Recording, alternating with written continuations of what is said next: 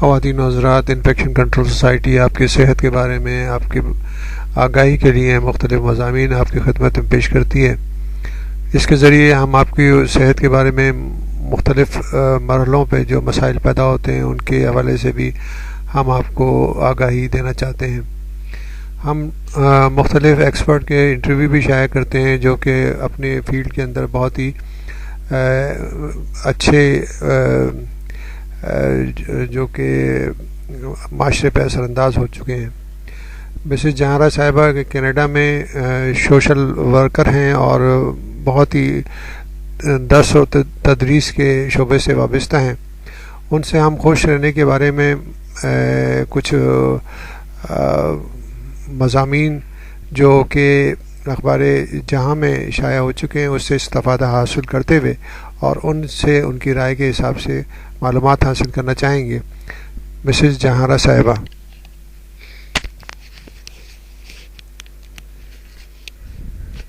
بسم اللہ الرحمن الرحیم۔ خوش رہنے کا فن سیکھیں، سائنس اس کے گر بتاتی ہے۔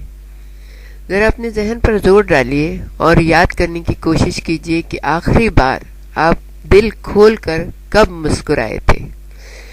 اگر یہ یاد کرنے میں دقت پیش آئے تو یہ جان لیجیے کہ اب وقت آ گیا ہے کہ آپ کو اپنے طرز زندگی کے ساتھ موڈ میں تبدیلی کی ضرورت ہے، یعنی مایوسی، نا امیدی اور اداسی کو بھلا کر زندگی کے مثبت پہلوؤں کو اجاگر کر کے خوش رہنے کا فن تلاش کرنا ہے۔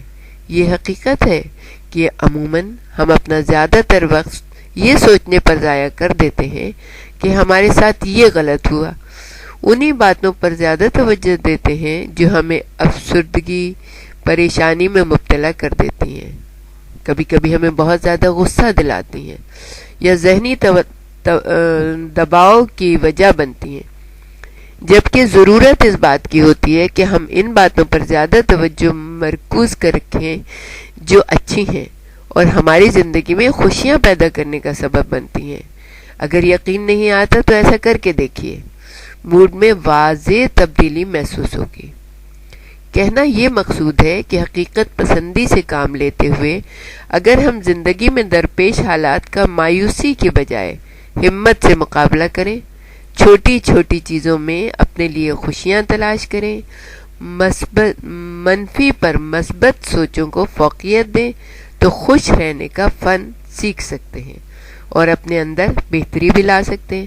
اس حوالے سے ماہرین اس بات پر یقین رکھتے ہیں کہ کسی کو کیا پریشانی درپیش ہے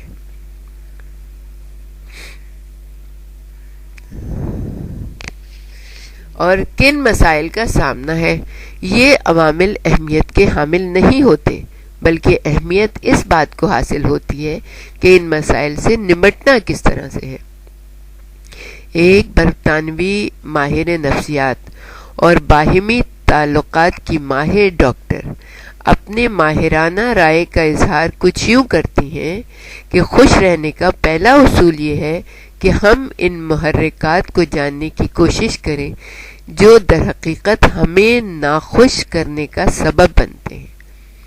جاننے کے بعد کہ کون سی چیزیں ہیں جو ہمیں ناخوش رکھتی ہیں، ان کو ایک ڈائری میں قلم بند کر لیں تاکہ یہ نشاندہی کرنے میں مدد مل جائے کہ تبدیلی کی ضرورت کہاں پر ہے۔ ناخوش رہنے کی وجوہات جان لینے کے بعد ان پر قابو پانا خاصا آسان ہو جاتا ہے، کیونکہ جس طرح سب کے سوچنے کا انداز مختلف ہوتا ہے، بالکل اسی طرح ناخوش رہنے کی وجوہات بھی سب کے لیے ایک جیسی نہیں ہوتی ہیں۔ کوئی اپنی ملازمت سے مطمئن نہیں ہوتا، کسی کے لیے بڑھتا ہوا وزن، موٹاپا تشویش کا باعث ہوتا ہے، کسی کے لیے کم ہوتا ہوا بینک بیلنس پریشانی کا باعث بن جاتا ہے۔ لہٰذا ان پریشانیوں پر قابو پانے اور خوش رہنے کے لیے باقاعدہ منصوبہ بندی کی ضرورت پڑتی ہے، جس پر عمل پیرا ہو کر نہ صرف خاطر خواہ نتائج برآمد کیے جا سکتے ہیں بلکہ خوشیوں میں حائل ان رکاوٹوں کو بھی دور کیا جا سکتا ہے۔ آپ خود پر توجہ دیجیے، اپنی تمام تر توجہ صرف اور صرف اپنی ذات، اپنی زندگی اور اپنے مقاصد پر مرکوز رکھیں، بجائے اس کے کہ دوسروں سے اپنا موازنہ کریں، کیونکہ آپ کو زندگی میں ایسے بہت سے لوگ ملیں گے جو معاشی، سماجی اور ظاہری طور پر آپ سے بہتر ہوں گے۔ اس لیے اپنی سوچوں کا محور اپنی ضروریات کو بنائیں، کیونکہ یہ تمام عوامل خوشیوں پر اثر انداز ہوتے ہیں۔ خواہشات کی تکمیل میں اپنی ذات کو نظر انداز نہ ہونے دیجیے۔ کتنے ہی مصروف کیوں نہ ہو، اپنے لیے ضرور وقت نکالیے، چاہے وہ 5 منٹ ہی کیوں نہ ہو۔ ماہرین یہ بھی کہتے ہیں کہ پورے دن میں کچھ وقت ہمیں اپنی ذات کے لیے مختص کرنا چاہیے۔ اس پریکٹس سے ذہنی سکون حاصل ہوتا ہے، تھکاوٹ کا شائبہ نہیں رہتا، بلکہ اس سے بے انتہا خوشی حاصل ہوتی ہے۔ جب ہم خوش رہتے ہیں تو دوسرے بھی ہم سے خوش رہتے ہیں۔ اپنے روزانہ معمولات کو ترتیب دیں اور کچھ دیر کے لیے وقت کو اپنی گرفت میں کر لیں۔ اس وقت سے آپ پوری طرح محسوس ہونے کے لیے اپنی کوئی پسندیدہ کتاب پڑھ سکتے ہیں، پینٹنگ کر سکتے ہیں، سکون سے بیٹھ کر چائے یا کافی سے لطف اندوز ہو سکتے ہیں، کوئی عبادت کر سکتے ہیں، یا کوئی ہلکی پھلکی ورزش کے لیے بھی یہی وقت بے انتہا موزوں ہوگا۔ اور سب سے بڑی بات تو یہ ہے کہ تعلقات کو نظر انداز مت کیجیے۔ سائنسدانوں کے مطابق جو افراد اپنے اہل خانہ اور دوستوں کے ساتھ، یعنی اپنے بہن بھائیوں کے ساتھ، اپنے ماں باپ کے ساتھ، اپنے اعزاء کے ساتھ وقت گزارتے ہیں، ہر معاملے میں ان کے ساتھ بات چیت کرتے ہیں، وہ نسبتاً زیادہ خوش رہتے ہیں۔ لہٰذا اپنی زندگی میں اس امر کو یقینی بنائیں اور جب بھی موقع ملے اپنے پیاروں کے ساتھ ضرور وقت گزاریں، کچھ ان کی سنیں، کچھ اپنی سنائیں۔ اس ملاقات کے مزاج پر خوشگوار اثرات مرتب ہوں گے۔ اچھی غذا لیجیے۔ ہمارا جسم ایک مشین کی طرح سے ہے۔ متوازن خوراک، بھرپور نیند اس کے لیے ایندھن کا کام دیتے ہیں۔ اس لیے مجموعی صحت کے لیے اچھی غذا اور بھرپور نیند کی افادیت سے کسی صورت انکار نہیں کیا جا سکتا۔ برٹش مینٹل ہیلتھ فاؤنڈیشن کے مطابق جو افراد پرسکون نیند نہیں لے پاتے انہیں خوش اسلوبی سے تعلقات نبھانے میں دشواری کا سامنا رہتا ہے۔ نیند نہ پوری ہونے کے سبب وہ اپنے آپ کو سست اور بدمزاج محسوس کرتے ہیں۔ لہذا تحقیق یہ ظاہر کرتی ہے کہ اگر خوش رہنا مطلوب ہے تو پرسکون نیند لیجیے۔